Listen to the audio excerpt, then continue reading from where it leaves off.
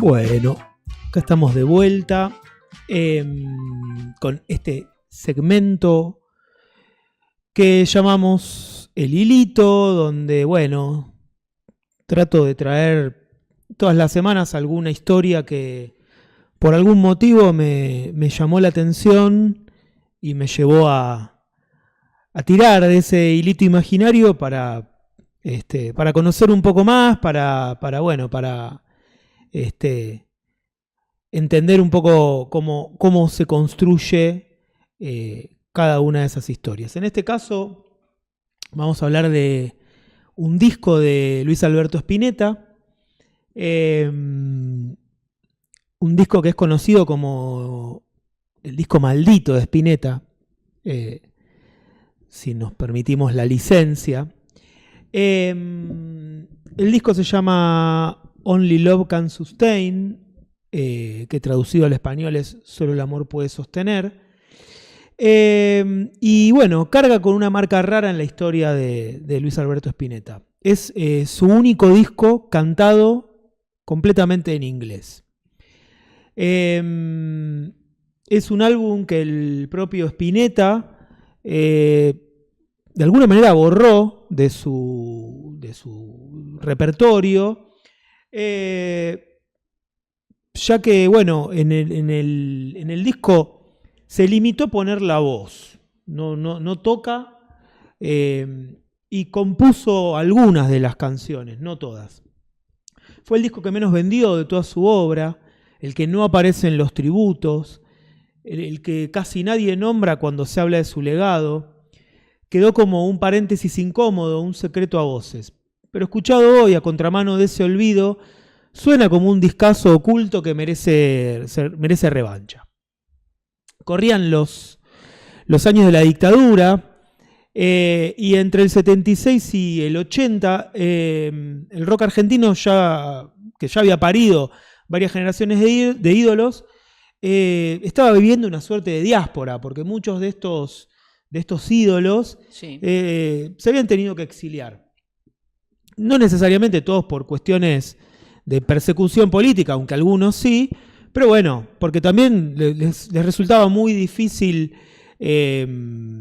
sortear la censura.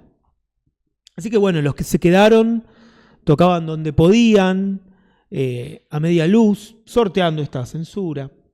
Charlie había terminado La máquina de hacer pájaros y, bueno, había viajado a Brasil, lo que luego desembocaría en la creación de Serú Girán.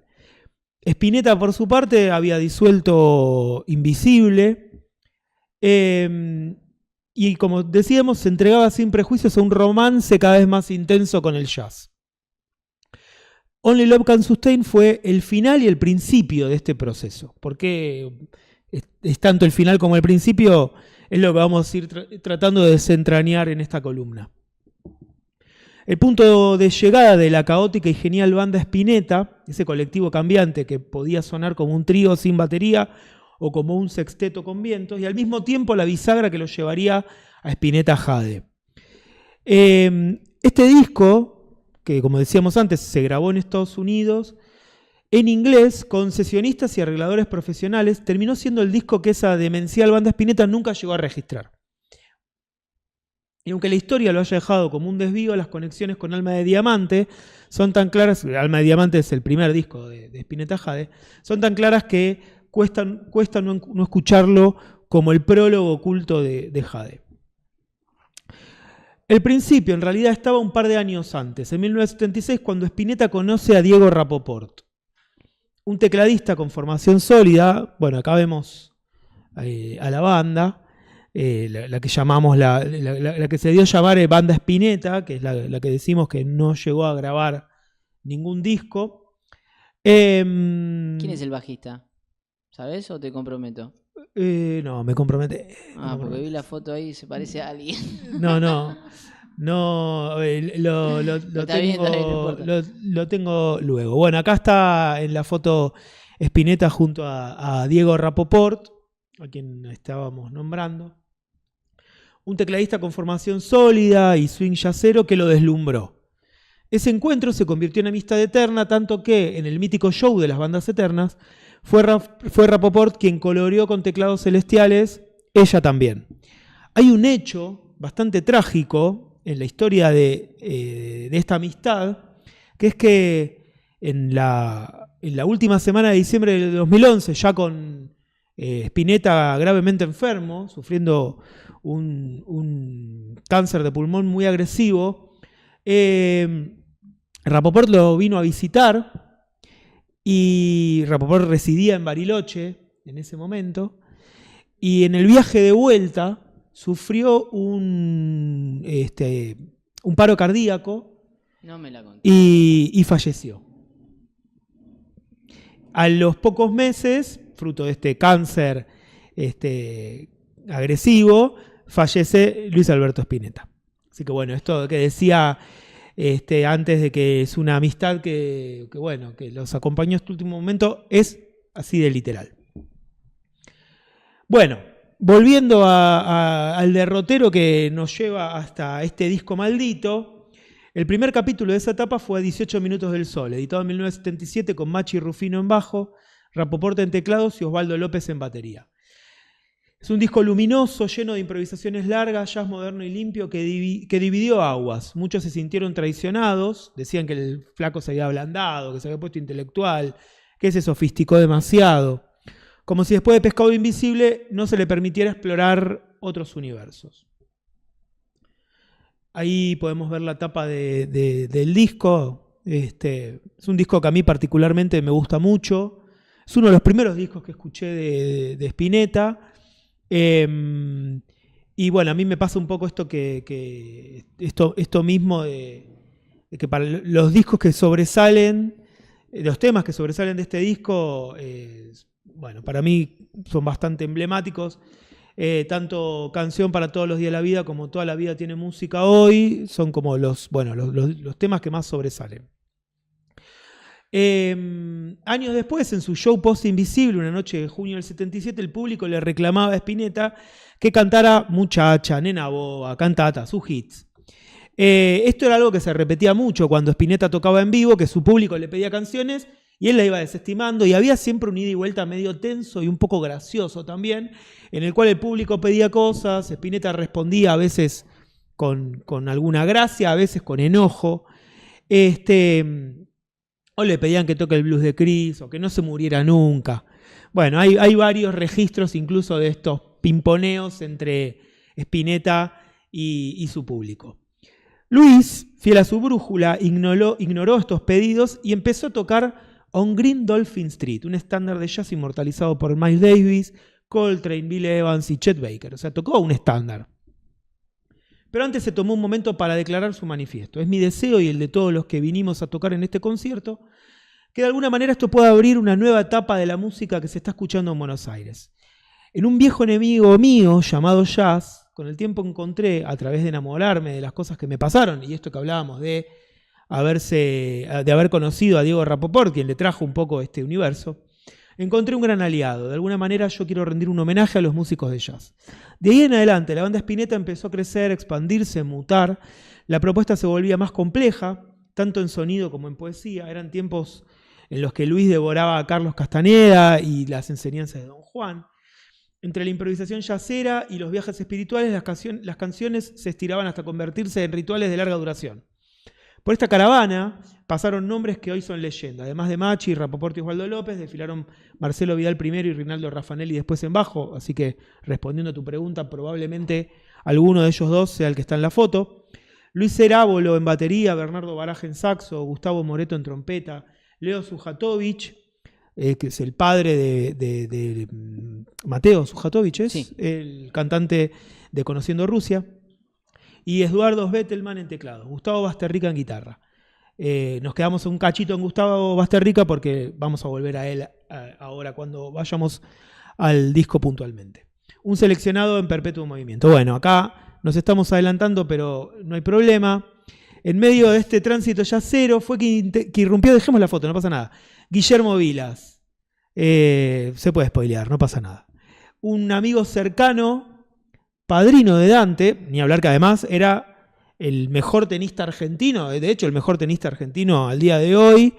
Y bueno, la casualidad o lo que veremos después, que es el gusto de Vilas por el rock nacional, los unió. Una sociedad bastante poco probable, sin embargo, una sociedad que veremos resultó fructífera. El tenista le abrió la puerta a un contrato en Estados Unidos, la posibilidad concreta de que Spinetta intentara conquistar el mercado internacional. La conexión no era nueva, la banda Spinetta ya venía tocando Tu destino es el de morir de amor, un poema del mismísimo Willy, musicalizado por Luis Alberto. Podemos escuchar un poquito de esto, si quieren, no mucho, solo como para entender por dónde andaba la cosa. Lo adelantamos porque al principio está hablando Spinetta. Poder cantar más tranquilo. En la inmensidad, viento, Dios a luz. Bueno, no alcanza con esto. Como decíamos, esto era una letra escrita por Vilas y con música de Spinetta. Ya empezando a materializar en música esta sociedad a los ojos del resto de la sociedad un poco bizarra o inesperada. Bueno, fue el mismo Guillermo Vilas quien le abrió la puerta grande, lo conectó con Columbia Records, el sello se entusiasmó de inmediato y al principio Spinetta también. Antes de cruzar el charco grabó unos demos en Villa Celina, en los estudios de Lito Vitale. El anfitrión se encargó de los teclados y Gustavo Basterrica de la guitarra. Luis estaba fascinado con Butler, recuerda Vitale, quien venía a producir a músicos de jazz enormes y él sentía que podía salir algo bueno de ahí. Se refería a George Butler, el productor estrella de Columbia, el mismo que había impulsado la carrera de Wynton Marsalis. El plan original era que viajaran los dos, Vitale y Basterrica, pero bueno, solo Basterrica pudo viajar finalmente. Acá vamos a ver una foto donde se dio un encuentro entre varios de los argentinos que estaban en esta diáspora que habíamos hablado, con ya algunos músicos que estaban instalados en Los Ángeles, como bueno, Santaolalla y Kerpel, que después en los 90 tuvieron una influencia bastante grande en lo que se conoció como rock latino. Pero bueno, en la foto están Gustavo Santaolalla, el mismo Spinetta, León Gieco, Nito Mestre, Mónica Campins, Pino Marrone, Gustavo Basterrica, que había viajado junto a Spinetta para grabar este disco, Gaby Kerpel, que lo nombramos, y Delmino Molinari, ex Almendra, a quien luego volveremos cuando avancemos en la historia. Ya en la grabación... ¿Cómo? Que junta todos esos. Qué junta, pero bueno... Una noche en los 80... No quedaba nada. No quedaba nada. Había que seguirles el ritmo. Imposible. No. Imposible. Bueno, ahora vamos a un poquito de eso en las sesiones. Ya en la grabación la presión liquidaba a Basterrica. Nada sonaba como los gringos querían. Para colmo le encajaron una guitarra Ovation. Las guitarras Ovation son unas guitarras que tienen una caja de fibra atrás. Son bastante incómodas yo tengo una imitación de Ovation, marca Fime, que son muy incómodas para tocar sentado, increíblemente. Porque, como dice acá Basterrica, se te deslizan. Esta caja redondeada de fibra, que si bien tiene la parte para que vos lo acomodes en la pierna, hace que la guitarra se te deslice todo el tiempo. Entonces, bueno, a Basterrica, esta forma le hinchaba las pelotas. Y dice, bueno, hacíamos toma tras toma y no había caso. Hasta que un petizo del estudio, en los términos de él, se le acercó y le tiró la posta. Que se olvidara de la pecera. La pecera es donde están los técnicos, el control, los que está grabando. Que no les hiciera caso y que tocara como en los demos. Me dijo, ¿viste ese fraseo tuyo? Mete mucho de eso, ¿qué es lo que quieren? Y tomá, fumate esto. Basterrica dudó, le dijo que no, que Luis no quería que fumaran en las grabaciones. El tipo insistió y bueno, listo, qué sé. Agarró viaje. Me dijo el petizo que fumé. Sí. Y ahí lo invoqué en la primera toma. Les encantó y a mí también. Ese es el origen del bellísimo solo del vasco en Something Beautiful. Que, bueno, no es casual el nombre. Uno de los 3 temas íntegramente escritos por Spinetta para el disco. El resto se grabó entre Nueva York y Los Ángeles con un seleccionado de sesionistas. Alex Acuña de Weather Report, Abraham Laboriel, bajista de Quincy Jones y Stevie Wonder, y Torricito en los arreglos. Un tipo que había trabajado con Frank Zappa y John Lennon. Acá podemos escuchar, más o menos a la altura del minuto 3:11, un pedacito del solo de Basterrica, como para entender un poco qué era lo que estaba tratando de lograr. Escuchamos lo bello.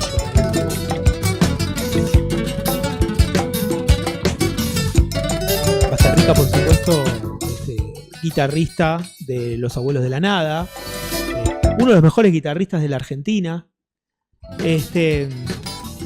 Bueno, nada, el único que pudo participar en este disco de Spinetta. Para darle cuerpo a Only Love Can Sustain, CBS puso toda la carne al asador, una inversión de $100.000, una fortuna para fines de los 70, destinada a que Spinetta contara con músicos y técnicos de primer nivel. Además de una orquesta de casi 100 integrantes. Entre los sesionistas que participaron estaban Paulinho da Costa, Alex Acuña, Terry Bozzio y ya lo nombramos a Abraham Laboriel. Y los arreglos llegaban la firma de Torricito, que había grabado con Lennon y Zappa. Según Spinetta, Terry había sido el que había hecho los arreglos de Imagine. Para dar una idea del derroche, Spinetta contaba que desde que aterrizó en Estados Unidos, la discográfica le puso a disposición una limusina. Todo estaba pensado para que el flaco tuviera las herramientas de lujo para crear un disco internacional. Me encanta que consideren una herramienta la limusina. Claro, bueno, para que se sintiera realmente como la estrella que era y que acá no recibía el mismo trato. Pero bueno, acá tenemos un extracto de una entrevista que le hacen a Spinetta en el minuto 5:38. Cuenta un poco cómo se conocieron con Vilas. Cortito. Yo nunca había visto tenis, por ejemplo, y cuando se hizo una exhibición de tenis en el Luna Park, que por coincidencia también es un lugar donde se hace música de rock, tuve la oportunidad de ver a Guillermo por primera vez en acción en un curso del lo cuenta casi como una historia lawn de amor. tenis, practicando con un flechazo. Ion Tiriac. Y la sensación que tuve es casi inexplicable. Parecía que era una banda de rock and roll tocando en lo mejor de una noche. El shot de Vilas, el sonido de la pelota golpeando contra la raqueta, era similar al de un baterista. Bueno. Me pareció que era John Bonham tocando al mango en un escenario. Bueno, exagerando un poco. Las ganas de quedar bien. Las ganas de quedar bien. De Luis Alberto, qué tipo buenudo. Pero bueno, después de esto, dice aún una frase más boluda, de las pocas frases boludas que yo le escuché alguna vez a Spinetta, o la única, que es una comparación entre la guitarra y la raqueta de tenis, y su parecido en la forma, y de cómo las raquetas de tenis también tienen que ser afinadas, igual que una guitarra. Bueno, listo. Llevándolo todo al terreno poético como nos tenía acostumbrado Spinetta.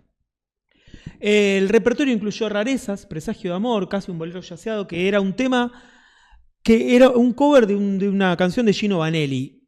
Se habla mucho de que Spinetta tomó como referencia a la música de Gino Vanelli para este disco. Bueno, también en Children of the Bells, que a mi criterio es la canción más linda del álbum, con letra de Vilas y música de Spinetta. Acá se hace hacemos una salvedad con respecto en los 90 se conoció una canción de Vilas, más en plan música electrónica. Sacó un disco, ¿no, Vilas? Claro, bueno, mucho menos poética, pero bueno, tuvo su paso, lo que en ese momento se llamaba marcha, o se conocía como marcha, en los 90.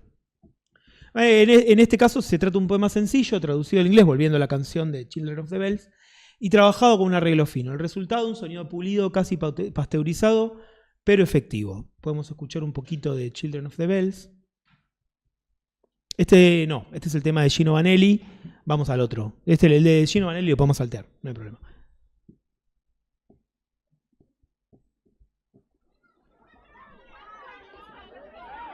Avancemos un poquito.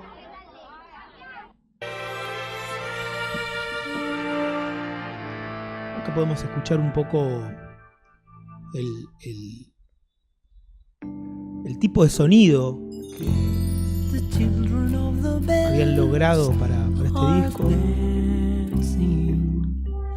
Los arreglos. And there's a pretty sound of joy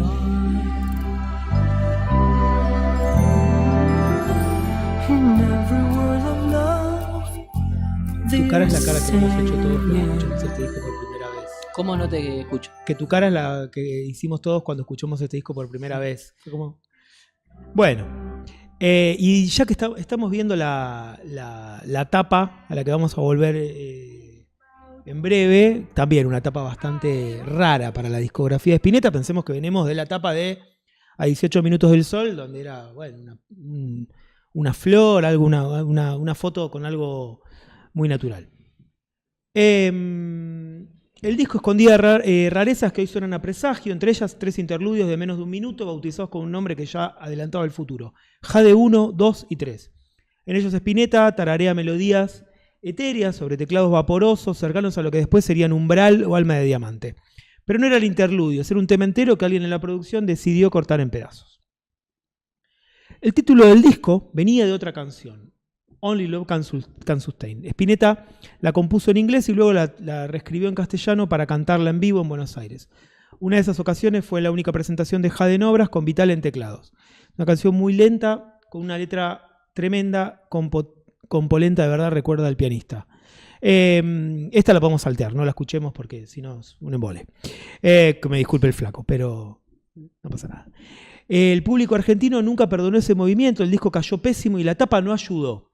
Una ilustración perturbadora, que la estábamos viendo recién, podemos volver a la foto de la tapa. Una ilustración perturbadora de 2 cabezas femeninas maquilladas con bandas blancas, atravesándoles el rostro sobre fondo blanco. Yo acá discrepo con la lectura de la época. A mí la tapa me encanta. De hecho... Por ahí es una tapa más pop, ¿no? Sí. De hecho pasa algo, que es que esta tapa está erróneamente asociada con a la gráfica Paxa. Paxa eran un tipo de póster que se habían puesto de moda en la década siguiente, en los 80. Recordemos que este disco se graba en el 79, con lo cual esta tapa un poco se anticipa a lo que después iba a ser un estilo gráfico, que es el estilo Paxa. Que eran unas ilustraciones hechas con aerógrafo, que bueno, los adolescentes de la época compraban y colgaban en sus cuartos. Mirá vos. Pero bueno, yo discrepo porque para mí es una ilustración muy bella. Y acá es donde entramos en una historia paralela a la grabación del disco, que es el artista que crea esta tapa. El creador de esta emblemática portada es Pater Sato. A ver. Pater Sato fue uno de los artistas que parecen haber nacido para dejar su marca en el imaginario colectivo de los 80. Ilustrador japonés, maestro del airbrush, o el aerógrafo, convirtió la sensualidad y el glamour en su idioma propio. Mujeres etéreas, casi de otro mundo, envueltas en luces dramáticas y un aura futurista que todavía hoy corta el aliento. Acá podemos ver algunas de las obras de Pater. Nació en Tokio y se formó en la Tama Art University. Sato emigró a Nueva York y ahí empezó a ganarse... dejemos las imágenes mientras cuento. A ganarse su lugar en revistas como Playboy, Harper's Bazaar y él, además de portadas de discos, como el de Spinetta, y pósters que no se olvidan. Su estilo era tan reconocible como hipnótico. Un pop elegante, un erotismo refinado y un toque de fantasía que lo alejaba de cualquier cliché. como les comentaba antes, es un estilo que después, en los 80, se usó hasta el cansancio, pero bueno, toda esa... ¿No se usa en la tapa de un disco de Virus? ¿Cuál? ¿Locura? Puede ser, no la tengo presente en este caso, pero la podemos buscar. Hubo toda una tanda de discos posteriores que abrevaron en esta estética.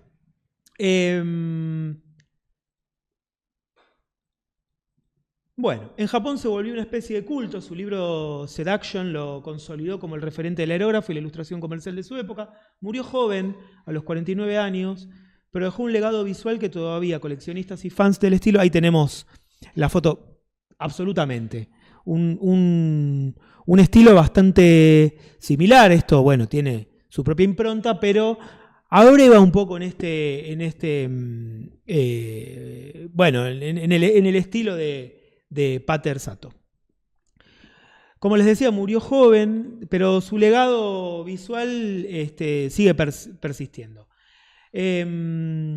Luis tampoco quedó conforme con el álbum, volviendo ya al contenido, a la música en sí. En 1980, recién editado, le decía Roberto Pettinato en Expreso Imaginario, el LP que hice en Estados Unidos es muy acústico, plagado de vocecitas de orquesta. Él mismo se refería a lo que había cantado como vocecitas, de orquesta y más orquesta. Veo lo electrónico como el retorno a mi ruta normal. Una década después, en Spinetta, Crónica e Iluminaciones de Eduardo Berti, fue más contemplativo. Estaba rayado con el resultado, pero bueno, si existe Spinetalandia y sus amigos, el disco del caos, como contrapartida está el disco negro, el norteamericano, que es hiper organizado, son dos extremos. Vamos, si quieren, a las fotos, donde lo vemos a Spinetta en Nueva York con Vilas, los dos con un look bastante similar, estaban como mimetizados. Y podemos pasar a el audio donde, Spinetta habla un poco de... Nos cuenta su extraña incursión en el mercado norteamericano. Avanzamos con un aquel poquito. Disco. Sí, Gillespie. Gillespie. Y me dijeron, Spinetta, you sing, usted cante. Y estaba todo.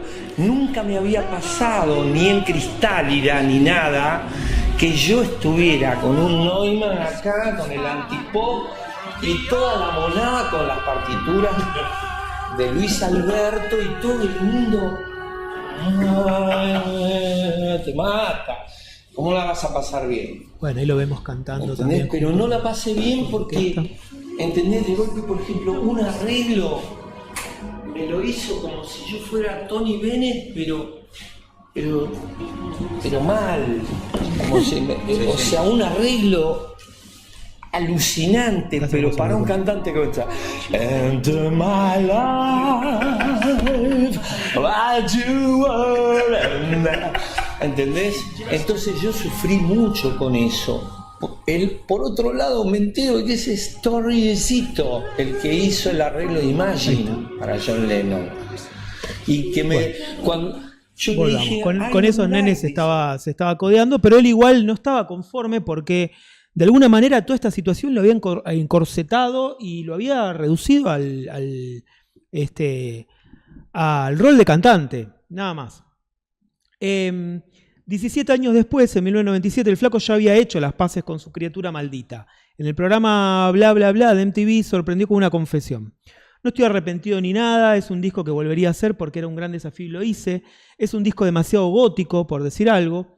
Es muy meloso y no tiene la fuerza que caracteriza mis trabajos. Oficié prácticamente de cantante y compositor, me aburrí como loco, me quise ir corriendo y eso es lo que hice. Quizás ahí está la clave. Only Love Can Sustain no es un disco de Spinetta, sino un disco con Spinetta. Una diferencia sutil, o no tanto, pero enorme. Lo que quedó registrado es un álbum de soul jazz con toques de funk, canciones elegantes, arreglos de primera línea y la voz del flaco puesta al servicio de un lenguaje ajeno. Un outsider dentro de su propia discografía. El cierre de la historia fue tan previsible como inevitable. El descontento del propio Luis y la tibieza del mercado yankee terminaron con el contrato rescindido de común acuerdo. El disco se apagó rápido, como una chispa que nunca llegó a encenderse. Pero el viaje a Estados Unidos, volviendo a la foto que habíamos visto antes, Sí. con todos los músicos argentinos, No fue en vano. Allí se cruzó con Edelmiro Molinari, como habíamos visto, que andaba radicado en el norte, y de ese encuentro brotó la chispa que encendió el regreso a Almendra.